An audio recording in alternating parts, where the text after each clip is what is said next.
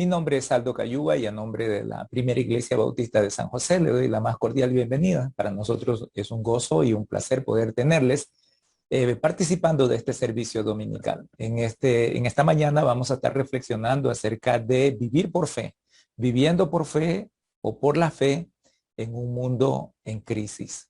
Y bueno, nosotros sabemos que los tiempos que estamos viviendo son tiempos desafiantes. La fe de los cristianos ha sido tensionada de manera increíble realmente en estos últimos tiempos. Algunos datos estadísticos nos hablan de que la crisis actual ha llevado la presión a la fe cristiana de tal manera que en muchos lugares algunos datos y proyecciones estadísticas dicen que por lo menos casi la mitad de los cristianos no volverá a congregarse después de que este tiempo de pandemia y todas las restricciones que se han impuesto terminen.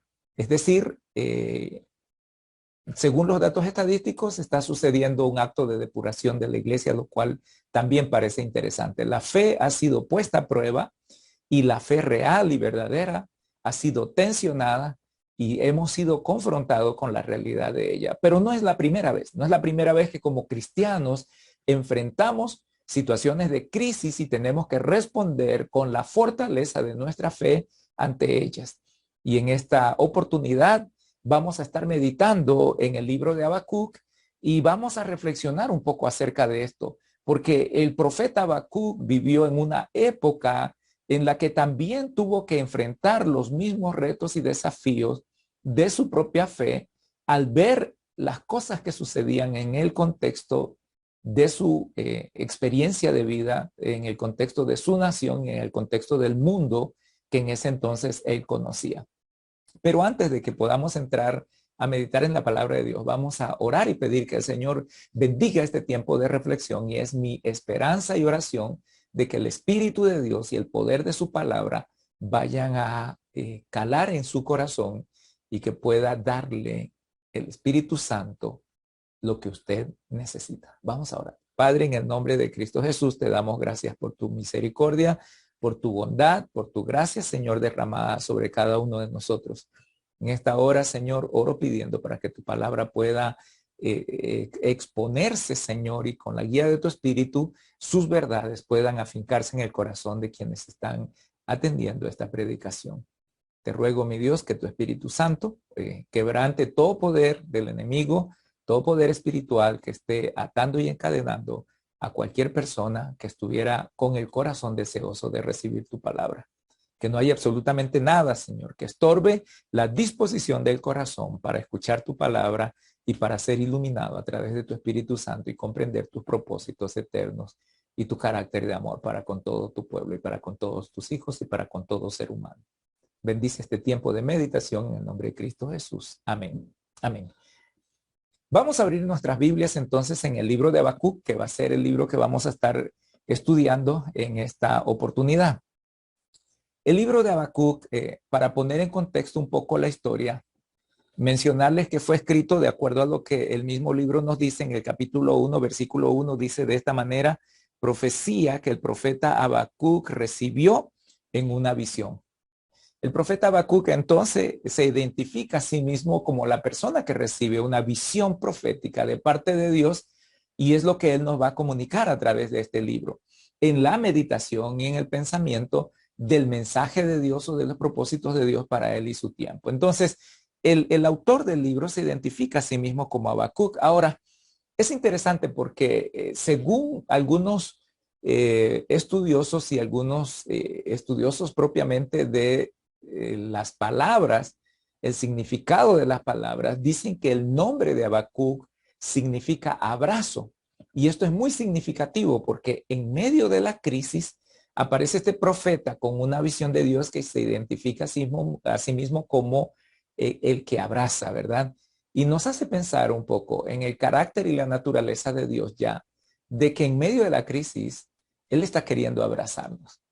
Entonces, sería la visión que Dios dio en este abrazo para cada uno de nosotros. Y es la visión que Él va a comunicarle al pueblo. Entonces, es Habacuc el que se identifica a sí mismo como el que recibe la visión de parte de Dios para comunicarla al pueblo. Entonces, algunos sugieren que Habacuc era un levita, era miembro de la clase sacerdotal del pueblo de Israel y que él era levita. ¿Por qué piensan eso? Porque en el capítulo 3, cuando dice oración del profeta Habacuc sobre Sigionot, está hablando de una figura musical que era utilizada mucho y que la vemos muy utilizada en el libro de los Salmos. En el libro de los Salmos vemos que son cánticos litúrgicos que se desarrollan para alabanza y adoración de Dios, y muchos de esos cánticos son, como lo dije, cánticos litúrgicos. Había dentro de los levitas una sección de los dedicados al servicio ministerial que se encargaban de las alabanzas. Y pareciera que Habacuc aquí, al escribir el capítulo 3, lo hace en forma de un salmo. Prácticamente usted comienza a leer un salmo y es escrito por el profeta Habacuc, de tal manera que muchos piensan que esa modalidad de salmo con la que escribe el capítulo 3, Habacuc lo relaciona con el servicio en el templo porque él lo conocía, sabía, y por lo que él viene escribiendo es una persona conocedora del templo de Dios y de sus de todos los rituales que el templo tiene. La otra cosa es que el libro de Habacuc fue escrito aproximadamente en el año 610 al 605 y se ubica ese periodo de tiempo porque el imperio babilónico fundado por Nabopolassar, que en alianza con los medos derroca al poder dominante que había sido por más de 100 años, que fueron los asirios, después de la muerte de Asurbanipal. Tanto Nabopolassar como los medos, en alianza con los medos, ellos conquistan entonces a Siria, y eso sucede en el año 612 antes de Cristo. 612 antes de Cristo. Entonces, aunque en ese momento todavía Babilonia o los caldeos no habían logrado su máximo poder, porque eso va a suceder en el año 605, cuando se enfrenta el ejército de Nabucodonosor. Todavía Nabopolassar era el rey, que era el papá de Nabucodonosor, pero ya ahí aparece Nabucodonosor dirigiendo los ejércitos que se enfrentan en Carquemis al ejército egipcio por el dominio ya de toda la región. Eso sucede el 605 y bueno, por la historia sabemos que los babilonios o los caldeos derrotan en Carquemis a los egipcios y se adueñan de todo el territorio que estaba hacia el sur. No es el 605 porque todavía no es un poder imperial, porque el 605 también hace su primera invasión al territorio de Israel, al reino de Judá, y se lleva a los primeros esclavos, por así decir, se lleva en esclavitud a un primer grupo de gente, entre los que probablemente sale Daniel ya al exilio.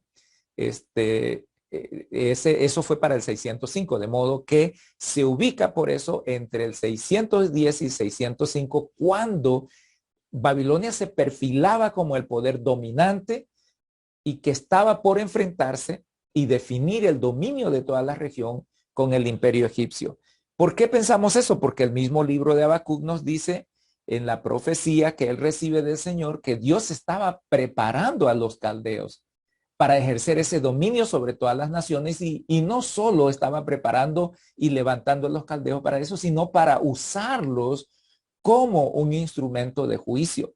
Pero todavía no era un poder establecido 100%, sino era un poder en desarrollo.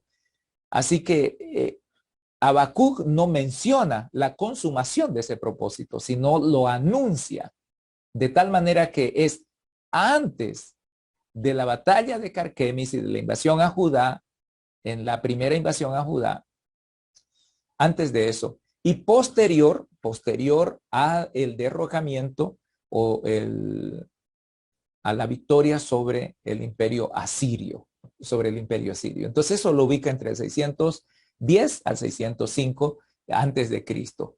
Entonces,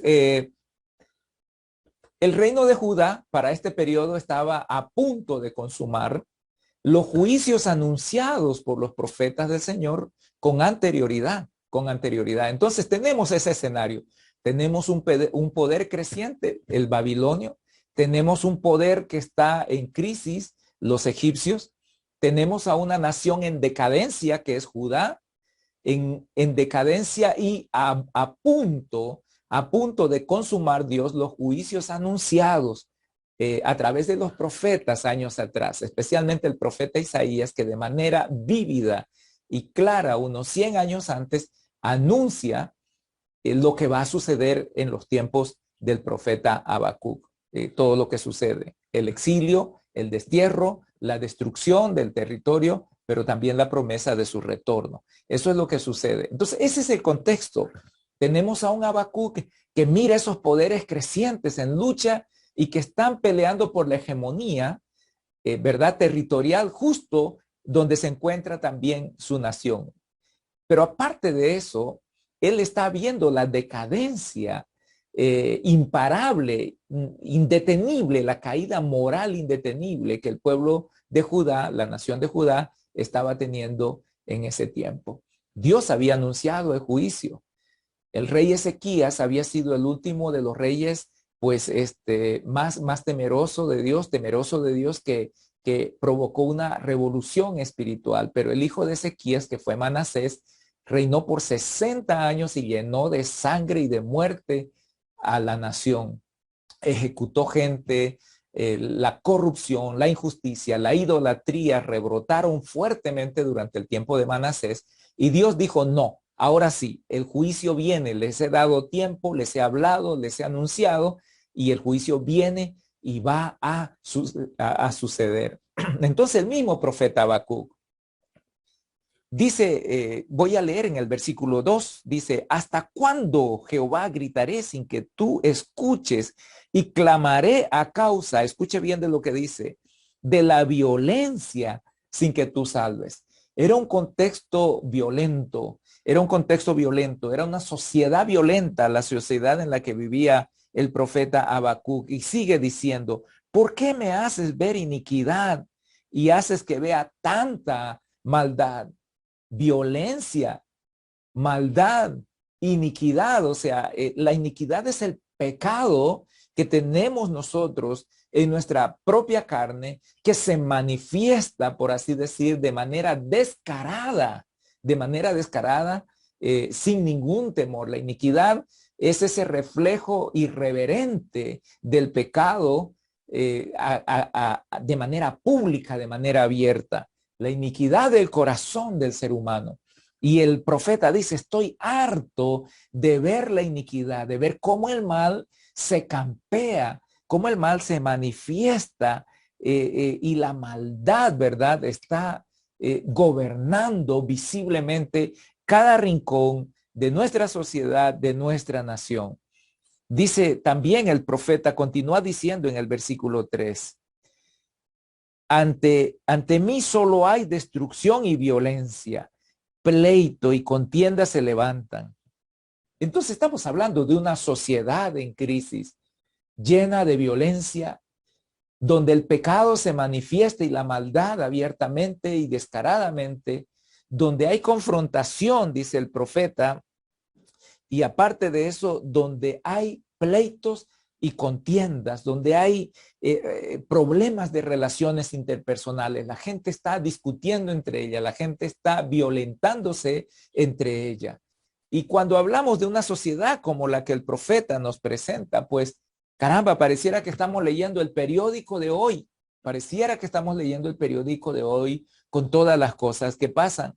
El versículo 4 sigue diciendo, por eso la ley se debilita y el juicio no se ajusta a la verdad. El impío asedia al justo y así se tuerce la justicia. Todos nosotros sabemos que la sociedad siempre ha tenido dificultad, pero uno de los elementos de estabilidad, uno de los elementos de confianza y de esperanza está puesta siempre en la justicia. Alguien decía que los políticos pueden volverse locos, los futbolistas pueden volverse locos, Los economistas pueden volverse locos, pero no se puede volver loca la justicia. No se puede volver loco el juez que determina lo que es correcto o lo que no es correcto en una sociedad. Y cuando el profeta mira, dice, oiga, el injusto persigue al justo y sale ganador porque la justicia está torcida. Cuando la justicia de una sociedad, mi querido amigo, mi querida amiga, mi hermano, mi hermana, cuando la justicia en una sociedad se tuerce para responder por influencia, por intereses, ¿verdad? Para responder a intereses y no a su esencia como fue planteada y como se espera que se practique en una sociedad, estamos perdidos y condenados como sociedad. Alguien decía que el peor delincuente de todos es el juez que por dinero tuerce la justicia. ¿Sabe por qué? Porque actúa a nombre de la ley. Porque actúa a nombre de la ley. Y si la ley está corrompida, entonces, ¿cuál es nuestra esperanza? Hoy uno ve, hermano y amigo, cómo en nuestra sociedad la injusticia campea. La injusticia es del que tiene dinero. La justicia, perdón, es del que tiene dinero. La justicia es del que tiene influencia, el que tiene poder. O sea, la justicia está al servicio del mejor postor. Cuando algo así sucede, la esperanza del pueblo comienza a decaer. Y el profeta está harto de ver cómo en Israel esa práctica común y desastrosa está minando toda la estabilidad de la sociedad. Mis queridos amigos y hermanos, cuando la justicia se corrompe, es poco lo que le queda, voy a decirlo como sociedad, a los estamentos morales que tiene. Es poco lo que le queda. ¿Por qué cree usted que hay tanto interés de algunos sectores en corromper, en minar la justicia de nuestros países? ¿Por qué cree? Porque con eso tienen la libertad los malos para hacer lo que quieran y no les va a pasar nada. No les va a pasar absolutamente nada. El profeta sabía eso y por eso levanta los ojos al cielo, porque si usted no puede acudir a la ley para clamar por justicia, por algo que está sucediendo, porque ya no va a ser la justicia que usted va a recibir, no va a ser una justicia correcta, sino interesada o movida por dinero o por intereses corruptos, valga la redundancia. Entonces, ¿a quién acudimos? Y el profeta, después de mirar todo lo que pasa, mira a los cielos y dice, Señor, ¿qué está pasando? Y es la pregunta que muchos nos hacemos. ¿Qué es lo que está sucediendo? Hay un mundo en crisis. Hay un mundo en crisis y pareciera que en este mundo en crisis Dios está ausente. El profeta no ve a Dios. La sociedad está descontrolada. La sociedad está violenta. El concepto de justicia se perdió por completo. Los malos se salen con la suya y la gente buena sufre. La gente buena está siendo despojada, está siendo golpeada, está siendo azotada y los malos salen premiados. Los malos salen premiados. Los malos prosperan, les va bien, ¿verdad? Tienen todo a su favor. ¿Y qué pasa con el pobre, con el desposeído o aún con el justo? Que depende de su capacidad, su carácter moral, de su compromiso con las leyes, de su compromiso con la sociedad. ¿Qué pasa con él? Recibe garrote, recibe garrote. Y eso es lo tiene cansado al profeta. Y le pregunta, ¿dónde estás, Dios? O sea, ¿dónde estás? Mira, clamo a ti y no me respondes. Y a veces uno tiene la sensación de que las cosas son así. Cuando uno ve el mal que se campea, a veces ya uno pierde no solo la esperanza de actuar con integridad, sabiendo que vamos a recibir el fruto de nuestra justicia. Y estoy hablando no justicia espiritual, sino de nuestra justicia social. Nos comportamos bien, respetamos las leyes, pero salimos castigados por ella. Entonces, el profeta, ¿dónde está Dios? ¿Dónde está Dios? Y por eso empieza de una manera tan enérgica hablando, ¿hasta cuándo, Jehová, gritaré sin que tú escuches y clamaré a causa de la violencia y que tú no salves? ¿Le parece a usted que Dios está ausente de las cosas que suceden en nuestra sociedad hoy? Pues no es la primera vez que alguien tiene esa sensación. No es la primera vez que el profeta sintió esa ausencia divina, ese silencio divino. Y parece que Dios no está haciendo nada. Parece que Dios no está actuando. Y le reclama por eso a Dios. ¿Tenemos un mundo en crisis? Claro que sí lo tenemos.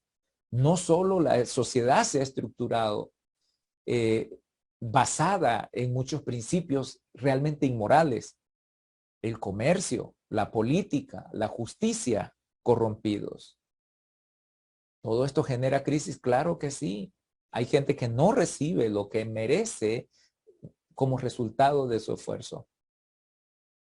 Es muy triste pensar, y estamos hablando del pueblo de Israel, el pueblo de Dios, el que fue llamado para ser ejemplo entre las naciones. Estamos llamados para ser ejemplo entre las naciones. Y es a veces triste, triste ha sido para mí, por lo menos ver, porque he participado mucho tiempo, que incluso dentro de la iglesia la injusticia es practicada y defendida, ¿verdad? En medio de nuestras congregaciones, y aún así levantamos las manos al cielo pidiendo la bendición de Dios sobre nuestra propia injusticia. Y eso no es correcto. No es correcto. Qué triste es cuando nosotros actuamos y pretendemos que Dios bendiga nuestra injusticia cuando es flagrantemente una injusticia. Es incorrecto. Tal vez lo que nosotros estamos pidiendo, o la manera en cómo estamos actuando, o cómo hemos actuado. Cuando nosotros no damos el salario correcto, cuando nosotros no damos la honra correcta, cuando nosotros no valoramos y apreciamos y reconocemos lo que otros hacen, ¿verdad? Si somos empresarios, si somos, como digo, aún cristianos, aún dentro de la iglesia, somos muy injustos. El profeta decía, Dios, ¿qué pasa? ¿Cuántas iglesias hoy en día, mis queridos hermanos, están abortando? Voy a decirlo así porque son iglesias abortivas, abortan. Personas que vienen, que nacen de nuevo en Cristo, que están deseosas de conocer a Dios, que son botadas, expulsadas literal de la iglesia en muchas formas, por las estructuras opresivas que tenemos en la iglesia, por nuestra falta de respeto, de consideración, de justicia espiritual para con la gente que nos visita, para con la gente que llega a nuestras congregaciones. El pueblo que fue llamado para ser ejemplo está totalmente corrompido. Y el profeta dice, Dios, ¿dónde estás? ¿Dónde estás, Dios? ¿Dónde te has metido? Y Dios responde, aunque a veces pareciera que Él no está presente, aunque a veces pareciera que Él no nos está escuchando, Él está muy atento a las cosas que suceden. Y le voy a decir algo. Se la menciono ahorita, pero la voy a repuntar después.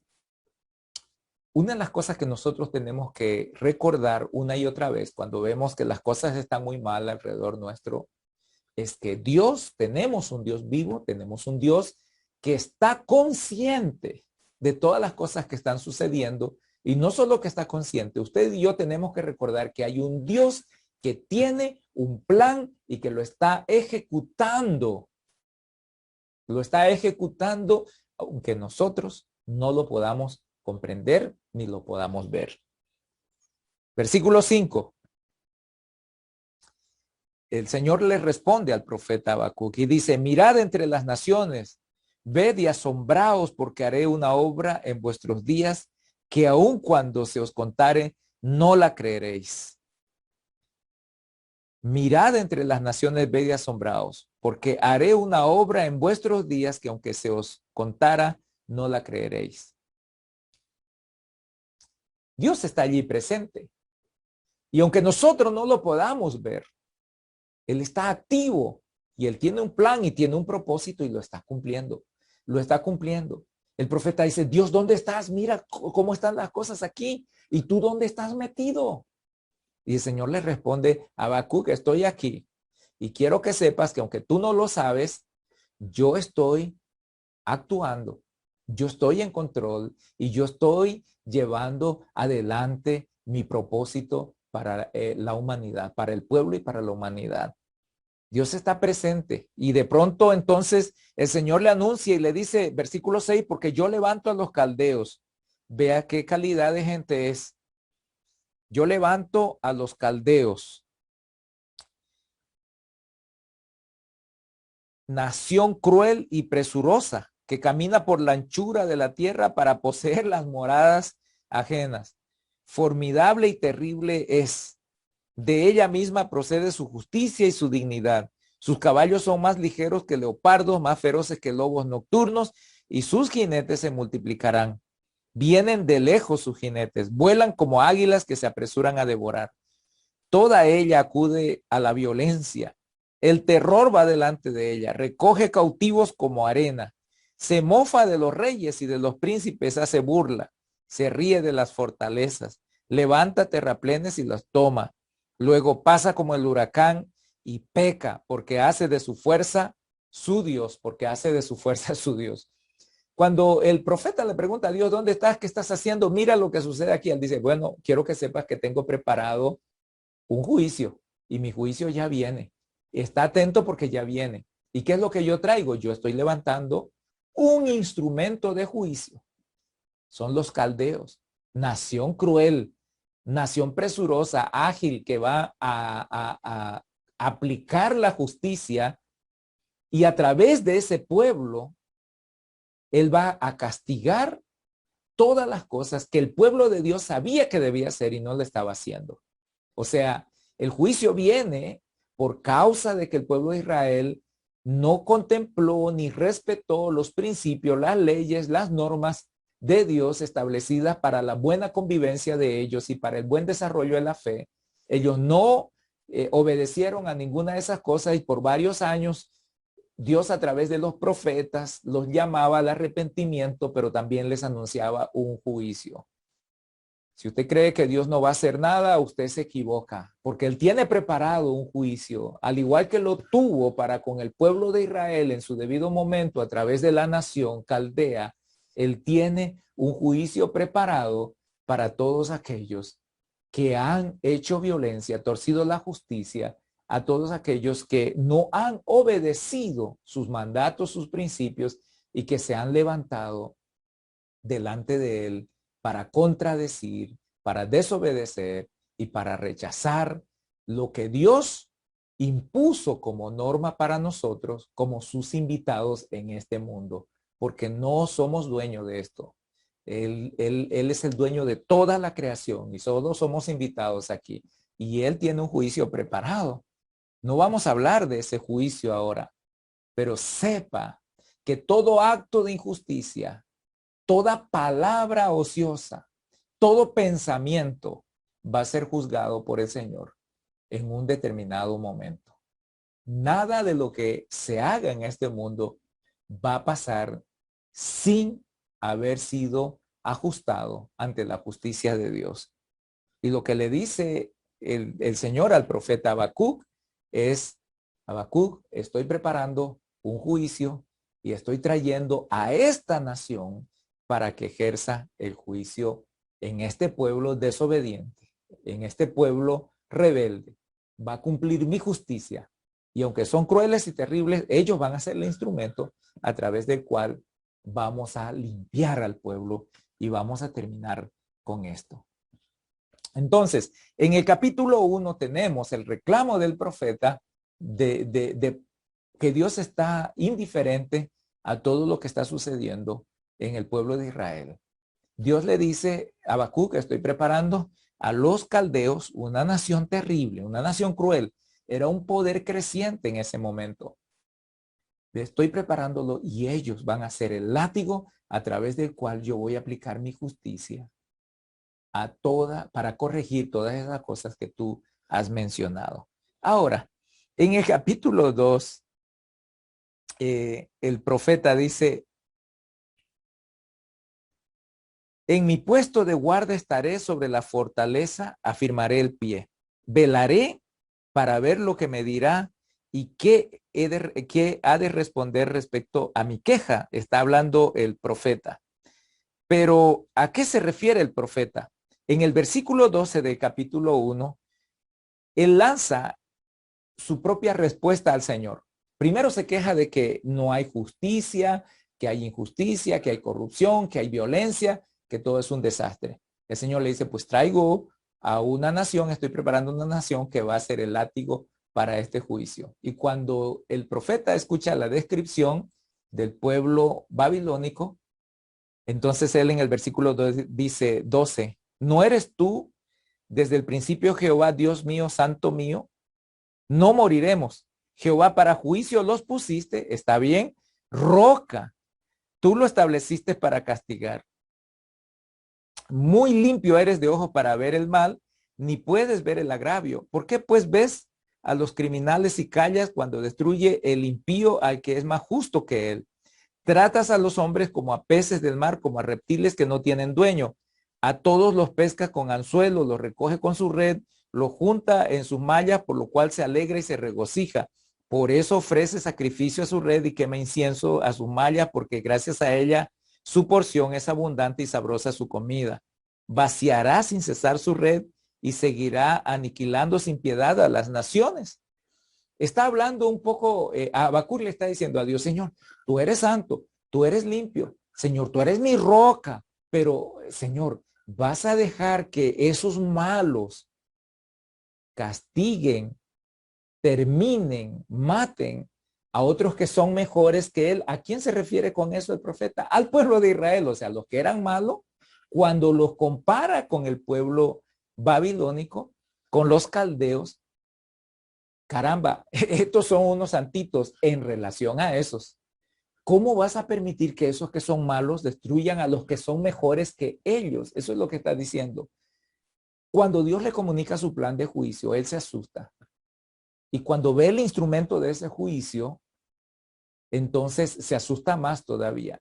Y por eso le dice al Señor, ¿vas a permitir esto realmente? Que estos que no son justos terminen con estos que son más justos que ellos. Primero se queja y ahora los considera santitos en relación a los demás. Y él dice, voy a quedarme atento, Señor. ¿Cómo es que tú vas a usar como instrumento a alguien que es peor que ellos? Si yo me estoy quejando de que el injusto destruye al justo, ¿cómo vas a permitir que estos que son peores destruyan a estos que son mejores? Esa es más o menos la comparación. Y generalmente esa es nuestra tendencia. Nosotros cuando estamos en medio de la crisis decidimos quiénes son los buenos y quiénes son los malos. Tenemos la tendencia a ver a los malos y definir quiénes son, pero no nos corresponde a nosotros definir quién es más malo y quién es más bueno, aunque evidentemente tenemos las percepciones, el conocimiento para poder hacer algo así. Yo me doy cuenta, claro que sí, pero en realidad Dios que conoce los corazones es el que determina. Y primero dice, voy a castigar a estos malos con estos. Pero ya en el capítulo 2, nosotros vemos la respuesta de Dios al profeta cuando dice, bueno, estos que yo utilicé como instrumento de juicio, también van a terminar creyéndose, ¿verdad? Creyéndoselas todo y creyendo que son ¿cómo se llama? Que ellos han logrado estas cosas por sí mismos y no porque son un instrumento mío. Y por eso es que menciona allí, ¿no? Que le queman incienso a sus propias redes con las que atraparon a las naciones y van a terminar haciendo de su propia fuerza su Dios. Es decir, al fin y al cabo los babilonios van a tener tanta confianza en su propio poder que se van a olvidar absolutamente de todo, de toda concepción o todo conocimiento acerca de Dios, todo reconocimiento a Dios. Escúcheme bien porque en el libro de Jeremías, cuando los babilonios ya vienen y conquistan Judá y se llevan al primer grupo de esclavos, digámoslo así, llevan al primer grupo de judíos, los sacan, los arrancan de su tierra y se los llevan como esclavos.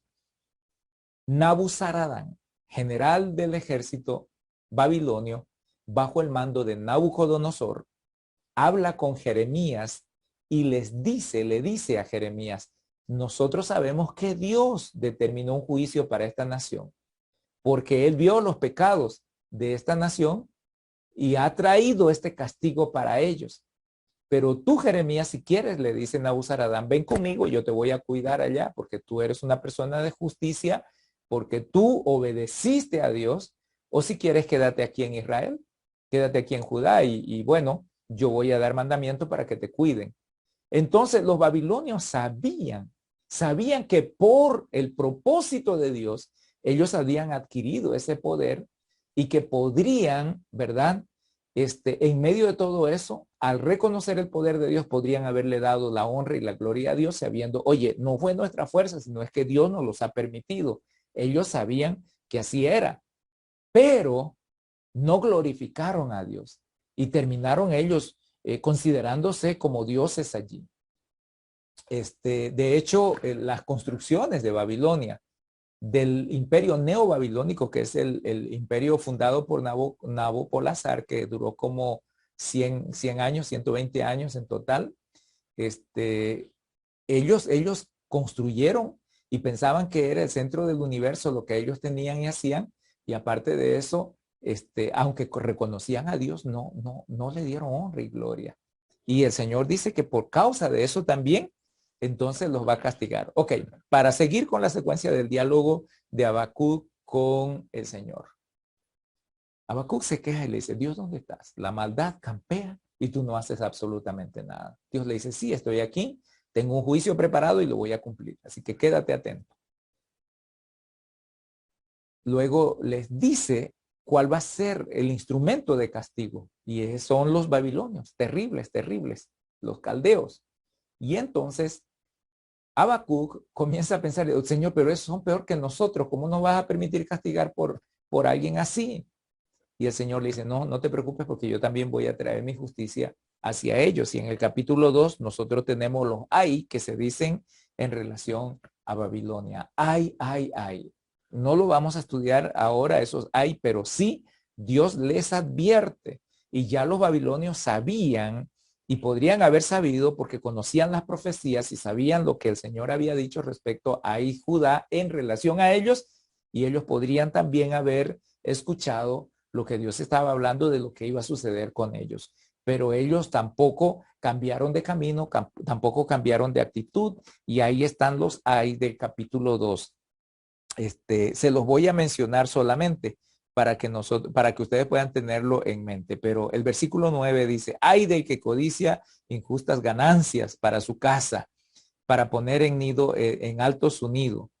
Entonces, ahí hay un ay. Ay, el versículo 12, de los que edifican con sangre la ciudad y de que funda sobre la maldad. Ay, versículo 15, del que da de beber a su prójimo. Ay de ti que le acercas tu hiel y lo embriagas para mirar su desnudez. Entonces, y el versículo 19, ay del que dice al palo, despiértate, y a la piedra muda, levántate. Entonces, ahí hay unas advertencias que son puntuales que sería interesante poder estudiarlas posteriormente, pero están los hay en relación a Babilonia. De modo que ellos sabían, los babilonios pudieron saber y tuvieron tiempo para conocer y entender que Dios los había establecido como un instrumento de juicio, y que al final ellos, en vez de glorificar a Dios por haberlos escogido como instrumentos de juicio y poder honrar a Dios, más bien se fortalecieron y terminaron adorándose a ellos mismos, a su fuerza, a su fortaleza. Y recuerden que en ese acto de desprecio, Belsasar, hijo de Nabucodonosor, trajo las copas y trajo los utensilios del templo de Dios para su borrachera, y esa misma noche los medos y los persas conquistaron al imperio babilónico y no se levantó más. Entonces, Dios también tenía su juicio para ellos y lo iba a cumplir. Ahora, ¿hay una respuesta divina para eso? Claro que sí la hay. Dios respondió y Dios tiene una respuesta para esto. Ahora, para la situación. Tal vez usted mire la injusticia, tal vez usted haya sufrido injusticia. Usted es una persona que con rectitud actúa de manera responsable. Oiga, yo ahora veo, digamos, cómo la justicia se ha convertido en un instrumento de opresión en muchos lugares, donde responde a poderes definidos y intenciones definidas. donde la integridad ya no importa absolutamente nada y no garantiza absolutamente nada para nadie. Es más, la corrupción es premiada. La corrupción es premiada. El que es corrupto es vivo, entonces ese es el que va a tener mayor éxito. Donde vemos que el sistema de corrupción ha tomado la justicia de tal manera que los que actúan con rectitud no tienen lugar. No tienen lugar. ¿Qué es lo que sucede con eso? Que poco a poco todos vamos actuando de manera desenfrenada y ya no nos interesa como tal lo que es correcto, lo que es justo, porque no importa.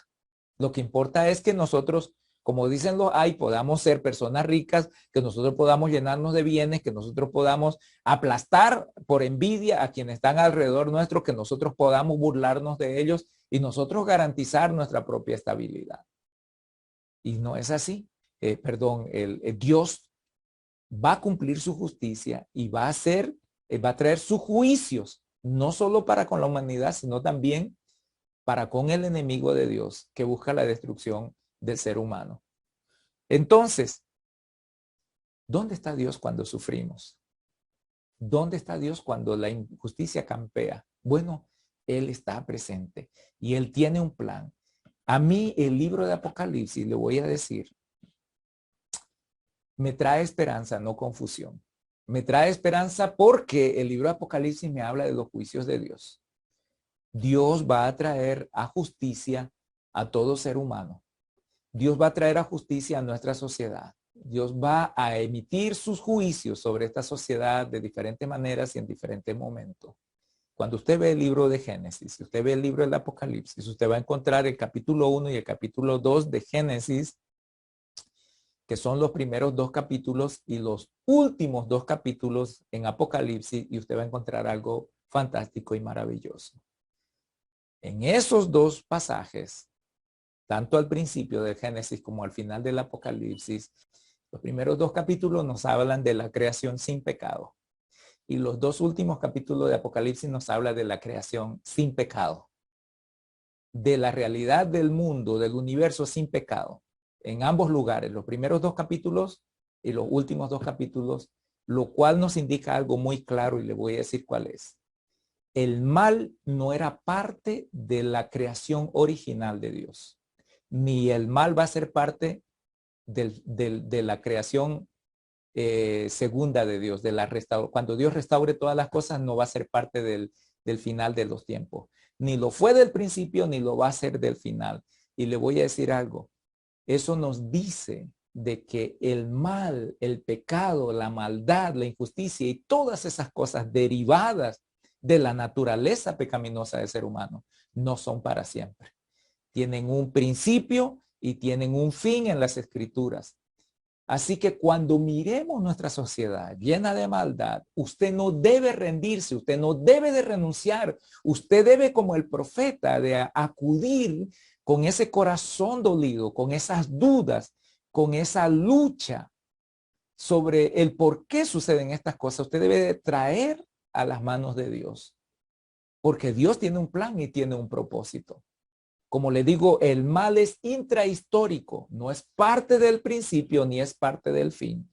Sí está presente en una etapa de toda la existencia humana, pero no es parte ni del principio ni del fin. Por lo tanto, el mal no va a gobernar para siempre sobre nuestras vidas y nuestra sociedad. Y eso es maravilloso. Eso está en el libro de Apocalipsis. Usted ve los juicios de Dios anunciados.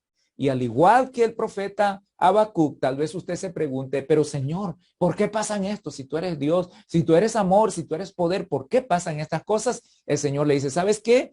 Tengo preparado un juicio y yo lo voy a aplicar para con todos aquellos que fueron injustos, que han actuado, ¿verdad?, sin respetar las normas, los principios, los mandamientos y los propósitos de Dios.